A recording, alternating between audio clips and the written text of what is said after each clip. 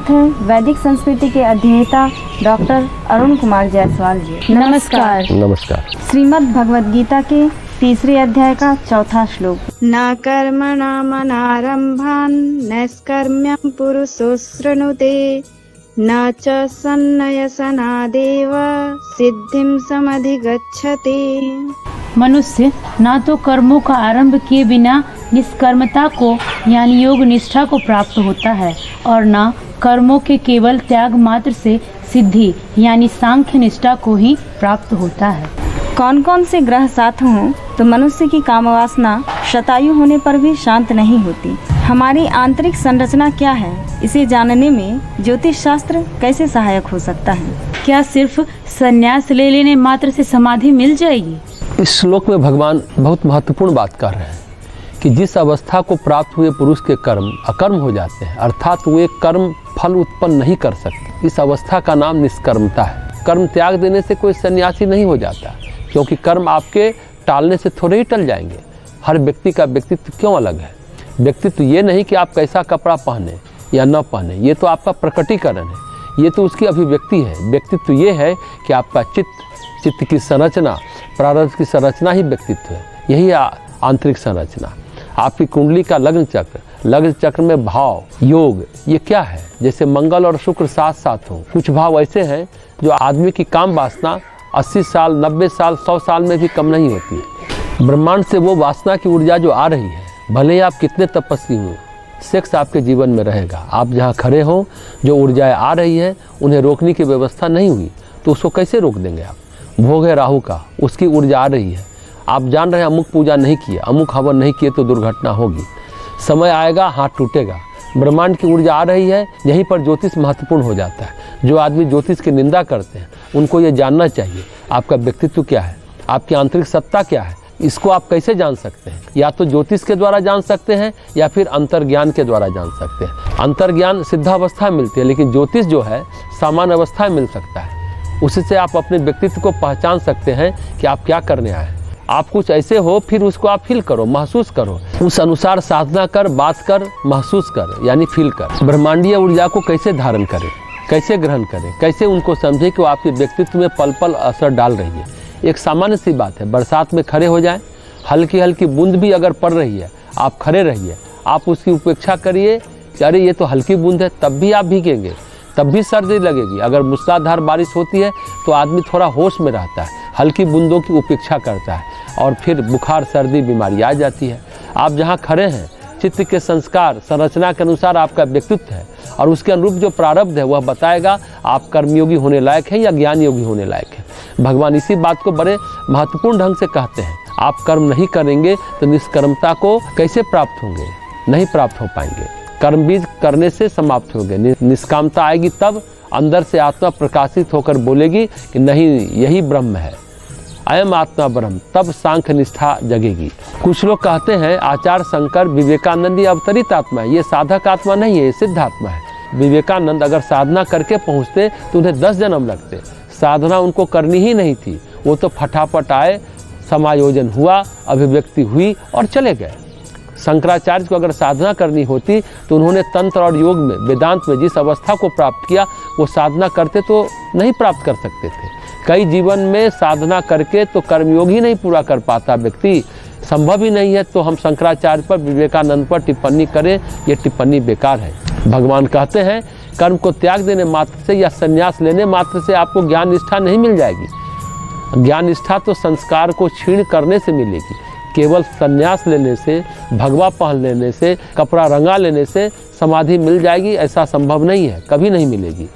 Furniture जैसे बनता है, एक जगह लकड़ी काटी जाती है, एक जगह लकड़ी चीरी जाती है, एक जगह चिकनी की जाती है, एक जगह डिजाइन बनाई जाती है, फिर उसकी फिनिशिंग होती है। इस तरह 4 जगह से गुजरने के बाद कुर्सी बन जाती है, मेज बन जाती है। जहाँ लकड़ी काटी जाती है वहाँ कुर्सी बन सकती है क्या? यही है जिस अवस्था में आप जो प्रारब्ध लेकर पैदा हुए, तो कुंडली कहती है कि इस जन्म का ये भोग, और उसको सही सही भोग लिया जाए, सही सही गलियों से गुजरे, तो अगले जन्म में ये लकड़ी जो है सुंदर सा टेबल बनने लायक, सुंदर सी अलमारी बनने लायक हो जाएगी। अगर ठीक ठीक नहीं गुजरे तो केवल जलाऊ लकड़ी बनकर रह जाएंगे। अनेक जन की साधना से, सिद्धि से ये बातें होती हैं। केवल कर्म को त्याग देने मात्र से हठपूर्वक कहें कि हम कर्म नहीं करेंगे तो भगवान कहते हैं कि आप ज्ञानी नहीं बन जाएंगे। संन्यास लेने से समाधि नहीं मिल जाएगी। इसके लिए विकास की अवस्थाओं से गुजरना पड़ेगा और हम तो कहते हैं गुजरना ही पड़ेगा। श्रीमद् भगवद गीता के 3 अध्याय का 5वां श्लोक, नाहि कश्चित् क्षणमपि जातु तिष्ठ्य कर्म कृत कार्यते ह्यवशः कर्म सर्वः प्रकृति जैर्गुण है। निसंदेह कोई भी मनुष्य किसी भी काल में क्षण मात्र भी बिना कर्म किए नहीं रहता, क्योंकि सारा मनुष्य समुदाय प्रकृति जनित गुणों द्वारा परवश हुआ कर्म करने के लिए बाध्य किया जाता है। मनुष्य क्षण मात्र भी कर्म किए बिना क्यों नहीं रह सकता? बहुत से लोग कहते हैं कि ध्यान करने बैठते हैं तो ध्यान नहीं लगता। इसका मूलभूत कारण क्या है? भगवान ने जैसे पहले और चौथे श्लोक में कहा कि कर्म त्यागने मात्र से निष्कामता उपलब्ध नहीं होती। कर्म त्यागने मात्र से, संन्यास धारण कर लेने मात्र से, वेश धारण कर लेने मात्र से निष्कर्मता उपलब्ध नहीं होती। इसी से कोई समाधि को प्राप्त नहीं होता। कर्म ज्ञानी करता है, कर्मयोगी भी करता है, बस भाव अलग अलग होता है। ज्ञानी में कर्तापन का अभिमान बिल्कुल नहीं होता। वह करता है, उसके अंदर ये भाव ही नहीं होते, वह ऐसा फील ही नहीं करता। जब कहते हैं कि कर्तापन का अभिमान नहीं है तो बौद्धिक अनुभूति नहीं है, बौद्धिक एहसास नहीं है, हम में तो कर्तापन नहीं है। खाली ऐसा कह देने से काम नहीं चलेगा। कर्तापन का अभिमान जिसमें नहीं होता वो फील ही नहीं करता कि आप कर रहे हैं। हर आदमी कहेगा कि हमें कर्तापन का अभिमान नहीं है। कौन कहते समय बोलेगा कि कर्तापन का उसे अभिमान है? लेकिन कर्तापन का अभिमान एक बौद्धिक एहसास है और बौद्धिक अनुभूति वैचारिक अनुभूति नहीं है, ये गहरी भावनात्मक अनुभूति है, जहाँ फील करते हैं कि आप हैं ही नहीं, आप अपने को खोजने में असमर्थ रहते हैं। You feel you are absent. आप महसूस करें कि आप नहीं हैं। आप यदि अनुभूति करते हैं तो सर्वव्यापी अनुभूति करते हैं, ब्रह्म के रूप में अनुभूति करते हैं। महसूस ही नहीं होता कि आप हैं। जब आप अपने अहंकार को महसूस ही नहीं कर पाएंगे तभी कर्तापन के अभिमान के त्याग का भाव होगा। जब तक अहंकार महसूस होता है, कहीं आप अपने मैं को, अपने होने को महसूस करते हैं, तब तक आप ज्ञान योग के अधिकारी नहीं हैं, कर्म योग के अधिकारी हैं। आपका होना अगर महसूस करते हैं, जैसे वेदांत वाले दुनिया भर की बातें करते हैं, ये सब बौद्धिक है, विचारानंदी है, विचारों में उटपटांग बोलते रहते हैं, इससे कुछ नहीं होता जाता। इसलिए वेदांत की जो साधना है वो खतरनाक साधना है। खतरनाक ऐसा है कि आप थोड़े भी सच्चे नहीं हैं तो आप डूब जाएंगे। यदि आप सच्चे हैं और ज्ञान के शिखर पर जी रहे हैं तो ही आप वहाँ टिक सकते हैं, और ये बहुत कठिन है। इसलिए गोस्वामी तुलसीदास जी ने कहा है, ज्ञान के पंथ कृपाण के धारा, अर्थात ज्ञान का रास्ता कृपाण की धार है, कटार पर चलने समान है, उल्टा अपने ऊपर पड़ते देर नहीं लगती। अब भगवान 5वें श्लोक में कहते हैं कि कर्म के बारे में कितने कर्म करने ही पड़ते हैं। कर्म होंगे गुणों के अनुरूप। आप में गुणों की विशेषता है, जिस गुण का प्राबल्य है, जिस गुण की अधिकता है, उस तरह के कर्म आप करेंगे। कर्म छोड़ने से कुछ नहीं होगा, क्योंकि आप कर्म छोड़ ही नहीं सकते। कहते हैं हम सब कुछ छोड़ देंगे, पर कैसे छोड़ देंगे? इसमें स्वामी विवेकानंद ने बड़ी अच्छी बात कही है। हमने प्रीमेच्योर संन्यास ले लिया है। महामाया हमको घुमाए जा रही है, हम घूमे जा रहे हैं, हमने संन्यास ले लिया है। यही है प्रीमेच्योर संन्यास। सन्यासी को कर्म नहीं करना चाहिए, पर हम कर्म किए जा रहे हैं। तो आप वेश बदलें, स्थान बदलें, इससे कर्म थोड़ी छूट जाएगा। और छूटना हुआ तो वेश और स्थान के बिना भी छूट जाएगा। मान लें कि जिसके भाग्य में, संस्कार में काम वासना है, तो वह संन्यास ले तब भी वह भाव रहेगा, न ले तब भी वह भाव रहेगा। भगवान कहते हैं गुणों के अनुसार जब तक तमोगुण है तब तक आप तमोगुण के अधीन, तमोगुण के अनुरूप जीवन जिएंगे। ये बात किसी भी आयु, किसी भी स्थान पर रहेगी। यदि रजोगुण है तो रजोगुण के अनुसार कामना रहेगी। तमोगुण में जड़ता है, अकर्मण्यता है।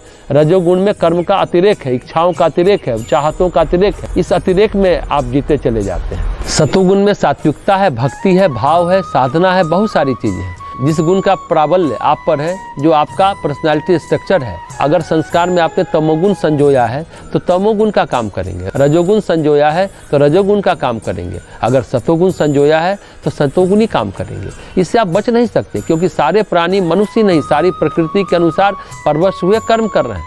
प्रकृति से परवश हुए पशु पक्षी वासना में तब लीन होते हैं जब उनका मौसम आता है। कुंवार का महीना आएगा, कुत्ता वासना में लीन हो जाएगा। तो कौन कहा ये करो? तो प्रकृति ने कहा ये करो।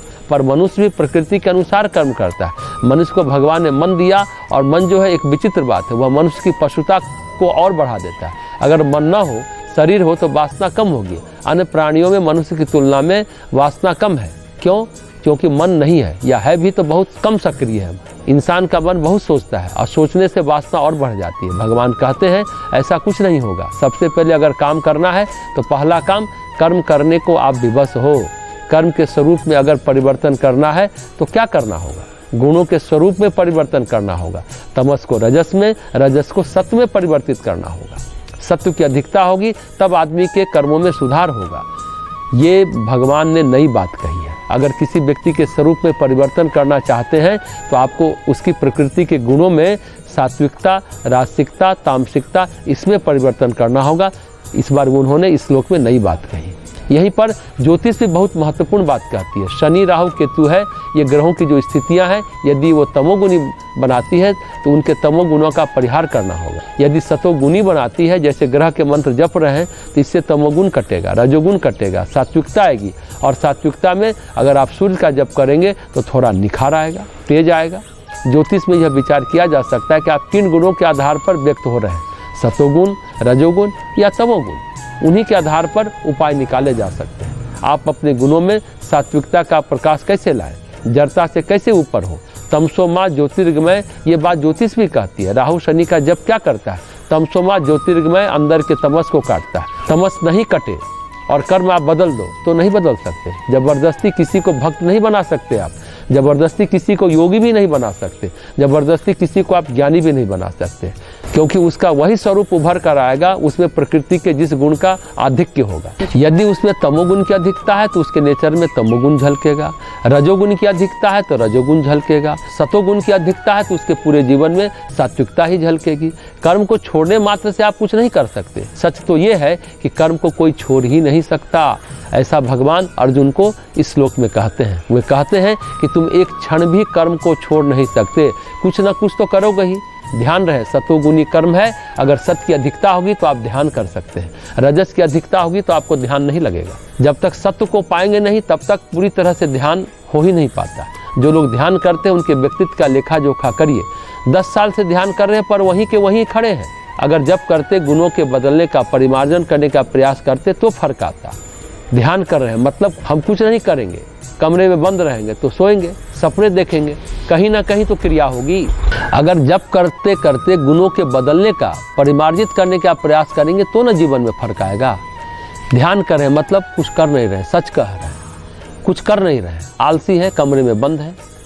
दरअसल ध्यान होता कहाँ है? मेडिटेशन से पहले कंसंट्रेशन का ही अभ्यास में तो बरसों निकल जाता है, कई वर्ष निकल जाते हैं। हम कुछ नहीं करेंगे, कमरे में बंद रहेंगे तो आप क्या करेंगे? सोएंगे, सपने देखेंगे, कहीं ना कहीं तो क्रिया होगी ही ना। सच ये है कि कुछ न करना ध्यान है, कुछ करना ध्यान नहीं है। मन को अगर आप शांत कर लेते हैं, स्थिर कर लेते हैं, एकाग्र कर लेते हैं, कैसे कर पाएंगे? तब ध्यान घटित होता है। लेकिन कैसे कर पाएंगे? कुछ नहीं, आते जाते श्वास को देखिए, थोड़ा अंतर्मुखी होइए, धीरे धीरे प्रयास करेंगे तो ध्यान में मन लगेगा, तब ध्यान हो पाएगा।